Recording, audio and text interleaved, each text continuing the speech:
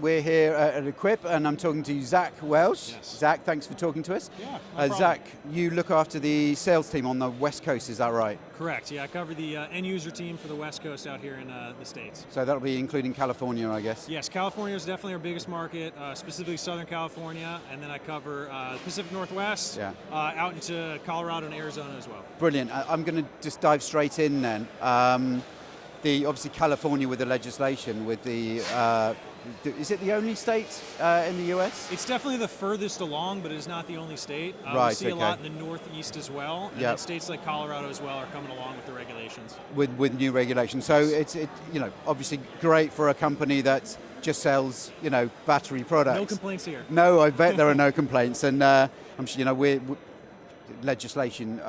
One would imagine is going to follow on from that. Yes. So typically California definitely leads the way when we're talking about legislation and regulation. It's interesting from a state level, it really starts the conversation, but the change is really taking place at local municipality, city areas. The ban in California has stopped the purchase of new product at the start of this year, but it doesn't stop people from buying anything that's been sitting on shelves or repairing gas.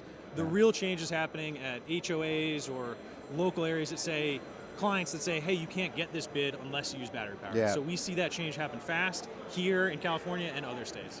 And presumably there's going to be a few warehouses stocked up with new gas products, perhaps waiting to be rolled out. So so it'll take a while to work its way through. But I mean, it is encouraging to see. We were over here a couple of years ago at Equip, and we were really starting then to see, obviously, battery products starting to creep in.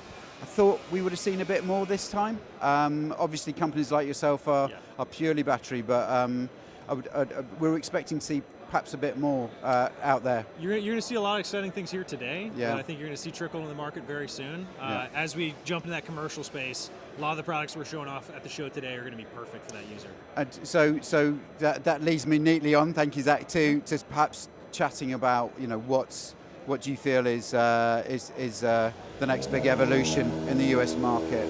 Yeah, so the biggest question when we're talking about switching from gas to battery powered is understanding the power management piece. And I feel like that's the biggest miss that's not truly understood yet with this transition.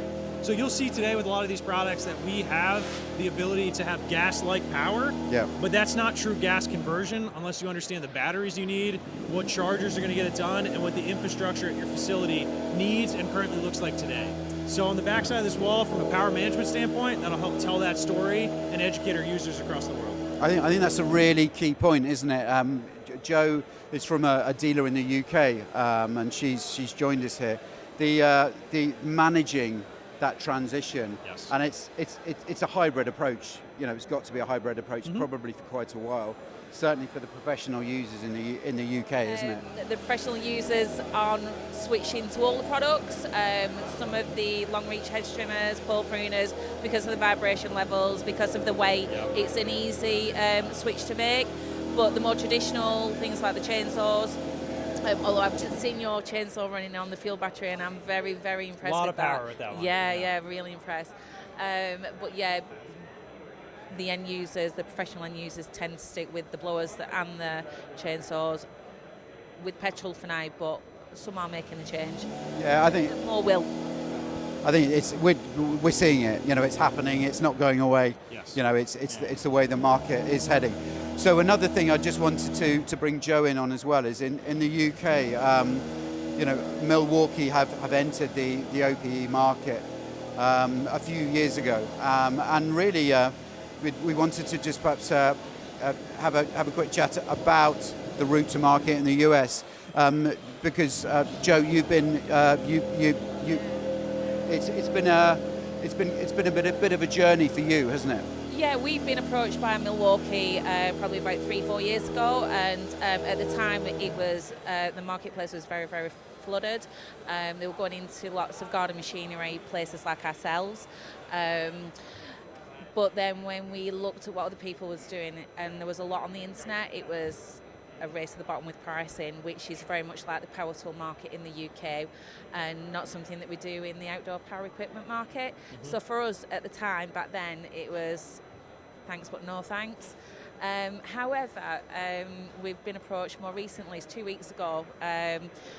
So Milwaukee are looking at the route to market and recognising in the UK that OPE is different and they do need more specialised dealers. So the way they're doing the discount structures between the two, the market's open, all the products are open across the board for all dealers, but if we specialise in OPE, which we do, there's a rebate there. So it's certainly more attractive and one that we are going to pick up and go with.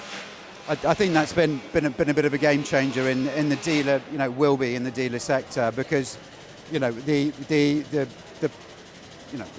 professionalism in the dealer sector and the amount of time that you spend with a customer, in servicing that customer, your demonstrations. It's the exactly. relationships you guys have over 30, 40, 50 years of selling gas that is a big piece for us as we step in this. Yeah. We know battery, but we need your assistance to really penetrate that market. And going on what Jo has said, do you think that's sort of perhaps, how are you approaching it? Did you go straight in with that model, or has it been a bit of a learning process for you guys over here as well? Yeah, we definitely learned a lot as we jumped in this space. It's different from where we were born and bred with mechanical, electrical, and plumbing, but we've really taken kind of a twofold approach. We're definitely attacking the end user, getting out in the field every single day, demoing product, and really educating from that standpoint. And then getting with the dealers and understanding what it takes to win in this industry. Because we've learned a lot over the last year and a half that I've been in this position of what it's going to take to get those relationships, get those partnerships, and develop the right products to really win in this space. Yeah, absolutely. Good. Zach, thanks so much for talking to us. Yeah, thank you guys. On what has got to be the noisiest stand at Equip. I hope the audio is good. No, I'm sure it'll come across fine, but have a great show. I'm sure you will. The stand's buzzing. Yes. And we've come round a quiet corner to get away from the crowds and the noise. This is what we live for. Yeah, exactly. Well, go sell. Have a great show. I appreciate it. All right. Thanks for your time. Thanks.